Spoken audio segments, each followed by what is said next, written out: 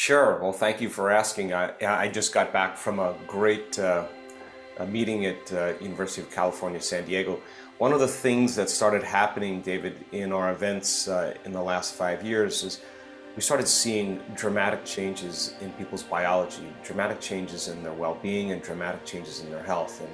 And if you asked Joe Dispenza just 5 years ago if I thought I would be seeing what I'm witnessing today, I'd probably say maybe once or twice, and I would be happy with that. But when you start seeing in a week-long event blind people seeing and deaf people hearing, and people with stage 4 cancers going into remission, and Parkinson's disease completely turned around, and all kinds of rare genetic disorders that science really had no solution for to really change. And we're talking about things like even stroke patients that have limbs that have been paralyzed, all of a sudden moving them. The question is, and you see someone stand on the stage and give their testimony in front of 1,500 people, you're staring at truth. You're looking at an example of truth. And I think this is a time in history where it's not enough to know. I think this is a time in history to know how. And so if you're seeing those type of changes, you just can't slide them off and say, oh, that's just a miracle. That isn't enough information for us to be able to quantify the process. So many years we've been doing extensive research on our student body, and we've been doing quite a bit of quantitative analysis on the brain. We do measurements of people's brains before they come to an event, and we measure their brain after 7 days of intense training. We also look at brains in real time. We like to see in the process of change and transformation if people really know a formula to be able to self-regulate their thoughts and their feelings. And so we've done thousands and thousands, over 18,000 brain scans. We have thousands and thousands and thousands of measurements of the heart. We've measured gene expression, we've measured telomere length, we've measured immune response, and now we're partnering with the University of California, San Diego in their microbiology department, and they're looking at about 2,800 different cellular markers that determine whether a cell is actually getting better or getting worse. And so we have a lot of sophisticated analysis, and I can tell you it's all good news. I mean, that we are greater than we think, more powerful than we know, more unlimited than we could ever dream. And God, that rabbit hole tends to be so deep. And in this process of discovery, in the last 2 years since COVID, I never thought we would kind of uncover what we're uncovering. And when scientists are looking at the plasma, we're looking at blood plasma of meditators after a week of meditation. What are the factors in there that cause this person to have a dramatic change in their personal health? So we started seeing, when we were taking these measurements, when we were looking at the plasma of really advanced meditators, novice meditators, and control groups, what we noticed that when people reach this certain elegant state of brainwave patterns, this kind of arousal that's produced where the arousal isn't fear, the arousal isn't pain, the arousal isn't aggression, the arousal is ecstasy. There's this moment where a person connects to energy and information, and we've kind of demystified that process. And so when that occurs, the amount of energy that's produced in the brain and the heart is way outside of normal, 200, 300, 400, sometimes 500 times outside of what normal brainwave patterns do. And if you're a scientist and you see this, it really is unbelievable. So when we saw this, people's changes in their objective expression, and we drew their blood, we noticed that those people had significant changes in the way their cells worked. So COVID happened, and we thought, gosh, nobody's going anywhere or doing anything. We had some fresh data. We had a couple individuals that had really some very, very transcendental moments. So we started looking at, we built a pseudovirus that's the exact same virus as the SARS-CoV-2 virus, and we subjected this virus to first this one individual's blood who had a very transcendental moment and had a profound subjective experience go with it. And we had all the data. His heart rate variability was super coherent, but the amplitudes were 3 times high as normal. So when your heart opens, that's not a little love, that's a tremendous amount of love. And his brain waves were dramatically altered during the experience, and everything started lining up. So we took his blood and we took the pseudovirus and put it in his plasma, and there was an absolute resistance to the SARS virus, pseudovirus.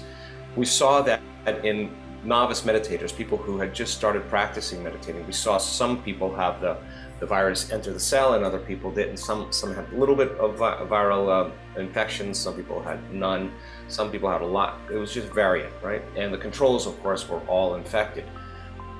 So then we took it a step further. We actually used the SARS virus, and we subjected advanced meditators' blood to the SARS-CoV-2 virus, and we saw the same exact thing. We saw resistance in the blood. So then we started looking to see what were the factors in the advanced meditators' blood.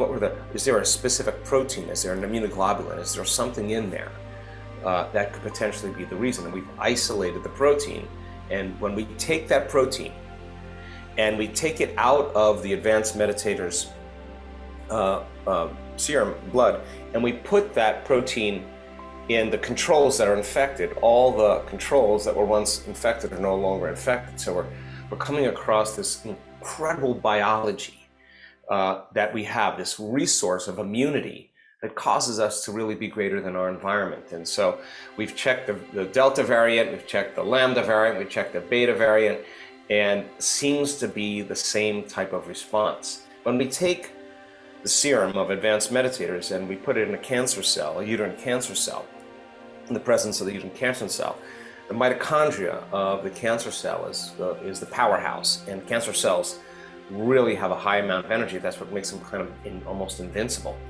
When we take the plasma from the advanced meditators and we subject it to a uterine cancer cell, 70 to 75% of the energy in the mitochondria just diminishes. So what lights go out in the cancer cell is unbelievable.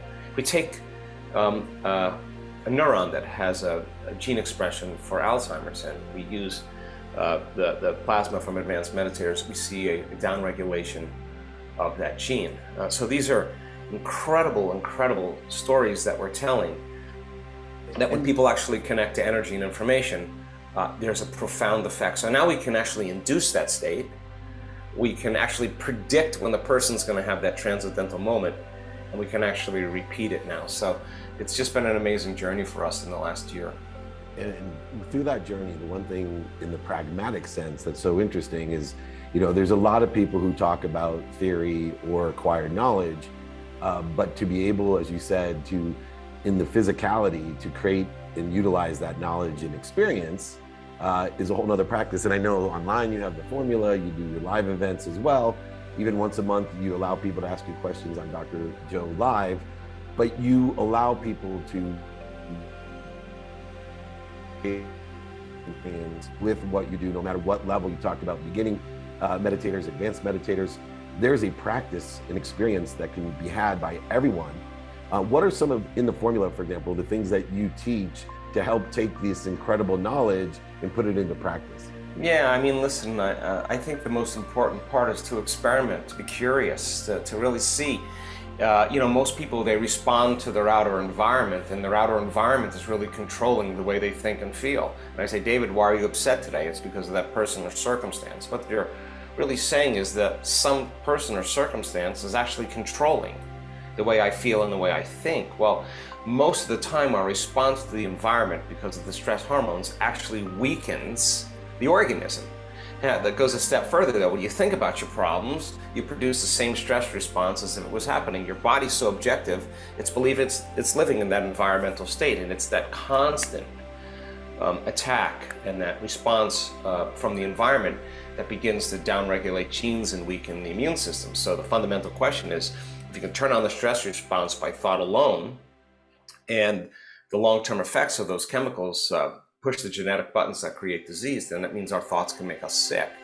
So then if our thoughts can make us sick, is it possible that our thoughts can make us well? So when a person is less responsive, less of a victim to their environment's no longer controlling the way they think and feel, then the next fundamental question is, if I change the way I think and feel, should it change my environment? Now that's going from a victim in your life to being a creator of your life. And that's the experiment. And everybody should believe that they are the creator of their life. And so we teach people some basic tools. The formula really is about 10 years of research that we were able to say you could actually change your brain waves and create more order in your brain. The dissonance and incoherence that's created when we're under stress really causes the brain to compartmentalize and fire out of order. And so we've demystified the process after looking at thousands of scans to be able to say, you could actually make your brain work better, and you can do that in a very short amount of time.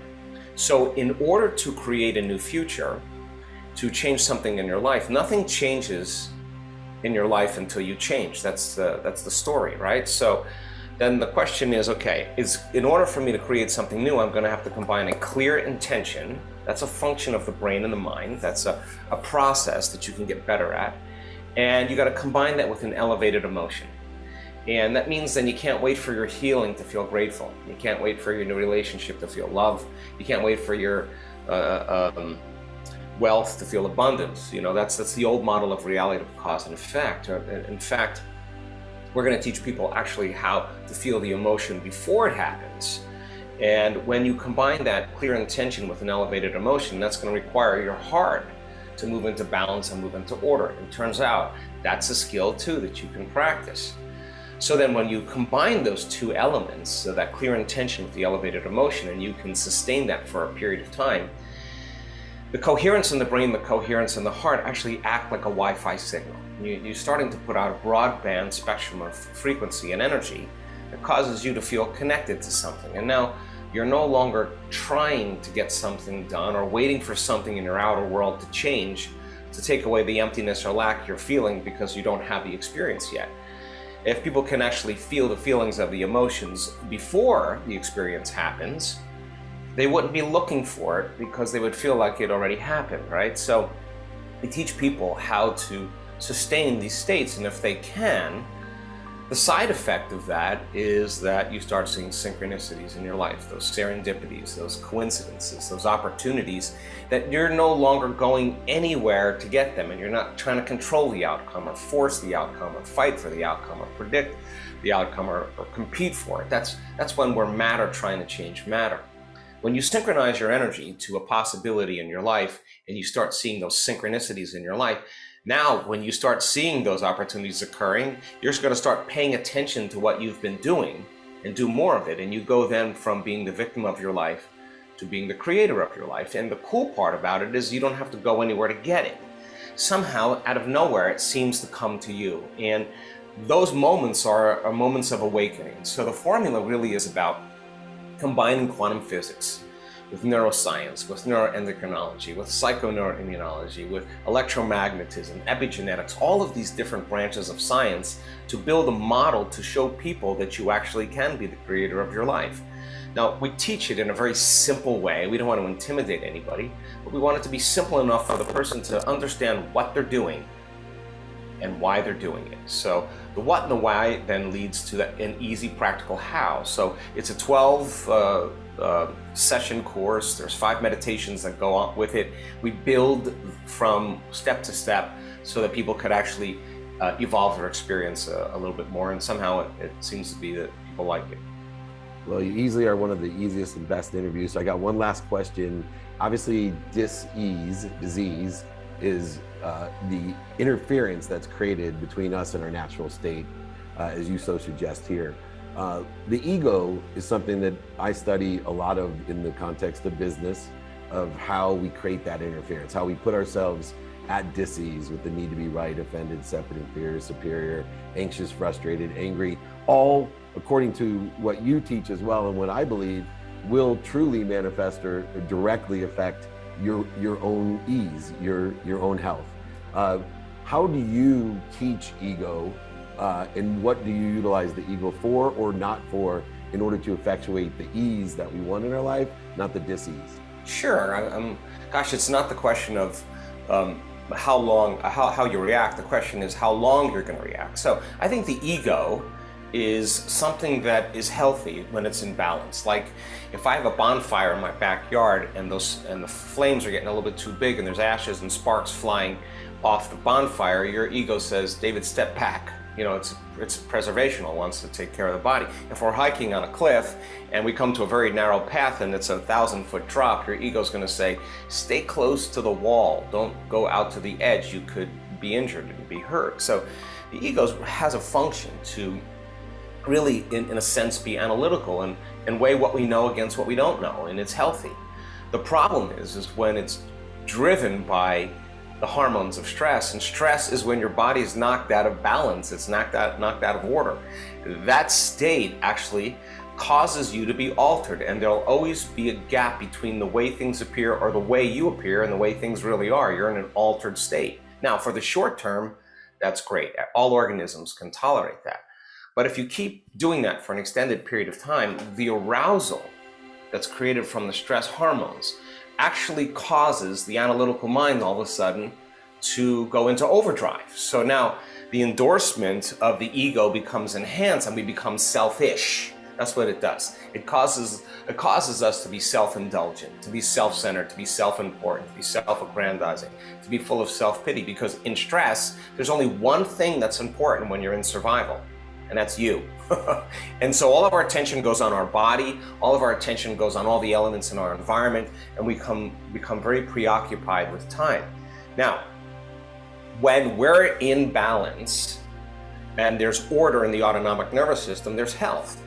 And if stress is when you move out of balance, autonomic dysregulation, then you are altered from wholeness. You are separate from everyone and everything in your life, and you tend to trust less. It's not a time to open your heart in the jungle. The survival gene is switched on. You don't communicate very well. You're looking at how you can get to where you need to be or accomplish what you need to do first, and you got to be there first and compete, because this is all driven by those stress hormones. So the ego becomes out of balance. Now, here's the cool part about all of this. When people are driven by those stress hormones and they don't know how to change it, they don't know how to self-regulate. Again, it's not that you react. The question is, how long are you going to react? If they don't know how to do that, the problem with most people is they start analyzing their life within the emotion that's disturbing them. Now, emotions are a record of the past. So what we see on brain scans over and over again, when you start overanalyzing and overthinking in a selfish way, 100% of the time, you'll make your brain worse. And that will have dramatic effects on your body. So when the heart is racing because it's pumping blood, but you're sitting in a Zoom call and you're smiling and you're looking at that person in a Zoom call and you're thinking about ways to murder them, you're producing those chemicals, but you're not running and you're not fighting and you're not hiding. So what happens is the heart is pumping against a very closed system, and it moves out of order, it moves out of balance, and now the autonomic nervous system, which controls and coordinates all other systems in your body, is out of balance, and that dysregulation causes disease. So then the fundamental question is, okay, can I trade fear? Can I trade anger? Can I trade competition? Can I trade frustration, resentment, impatience, hostility, hopelessness, powerlessness, whatever, anxiety, for an elevated emotion? Can I learn how to dial down those stress hormones and practice feeling elevated emotions? Turns out you can do that. Now, the real question is, when you're in your heart, you're not so selfish. In fact, when there's a change in blood flow to the heart and oxytocin and nitric oxide is released, you tend to want to give. You tend to want to consider the whole. And you lead with your heart. You're not separate from anybody. You're functioning as a community. So I think then that our future as human beings is that we have to be able to live in an elevated state in our hearts. And if we fall from grace back into those survival emotions, the key is to be able to self-regulate and get so good at it in your meditation with your eyes closed, so good at it that you can do it with your eyes open. Now that's when the game becomes really, really important. So when people do the work and they do their meditations and they come up against themselves, gosh, I want them to. I want them to come up against their fear in the week-long workshops. I want them to come up against their impatience. I want all those thoughts that come up that say, I can't, it's too hard, I'll never change, it's my ex's fault, it's my boss's fault. I want those thoughts to be right in their face, and I want to give them tools to let them know that right on the other side of that thought, right on the other side of that propensity to want to get up and quit, right on the other side of that emotion that's keeping them connected to the past, if they're willing to sit in the fire to sit with themselves. And instead of getting up and quitting on themselves, learn how to self-regulate and create brain and heart coherence. I guarantee you, every time they go a little further and they produce those victories add up. So what's the side effect of that? You return back to your life and you don't need jerk as much. Why? Because you just overcame some part of your aggression and anger by sitting with your body and like training an animal, training a dog, I don't know, training the servant to be present, to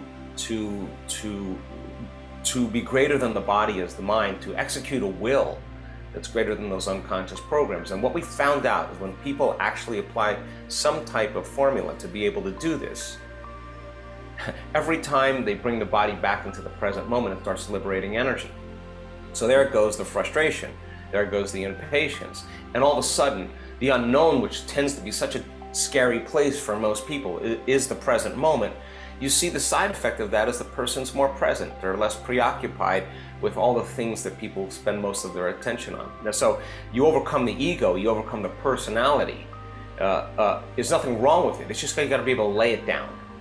And as you temper your body and your mind, the ego tends to be less selfish and more selfless. And then the side effect of that is that then if I say, hey, look at David, he's actually doing it, I'm going to try it too because he's doing it. And research in neuroscience says you hang out with people that do things, your brain synchronizes and you start doing those same things. It's called an emergence. Emergence. That's the birds all moving in the same direction. It's a school of fish moving as one mind and one heart. If you study that, you think there's one leader, like that everybody's following a leader, like a top-down phenomenon. It's actually wrong.